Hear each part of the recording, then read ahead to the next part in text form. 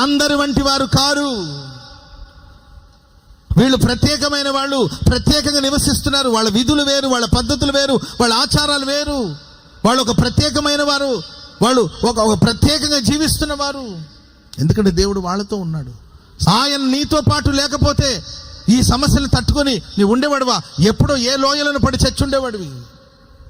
ఎన్ని పోరాటాలు, ఎన్ని సమస్యలు. ఈ సమస్యల మధ్యలో ఎంత సహనంగా ఉంటున్నావంటే, ఓర్చుకుంటున్నావంటే, ప్రతి సమస్య నుండి తప్పుకొని పక్కకి వెళ్ళిపోతున్నావంటే, నీవెక్కడ అడుగు పెడితే అక్కడ ఎండిన ఎడారులైన నీటి ఊటలు పుడుతున్నాయంటే, బావులు త్రవ్వుతుంటే జలలు కలిగిన నీటి ఊటలు పుడుతూ ఉన్నాయంటే దానికి కారణం దేవుడు నీతో ఉన్నాడు.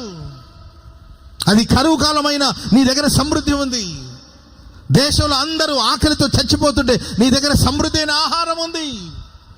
నీవెక్కడుంటే అక్కడ ఆశీర్వాదకరంగా ఉంటున్నావు అంటే దానికి కారణం ఇది నీ బలం, నీ ప్రభావం కాదు.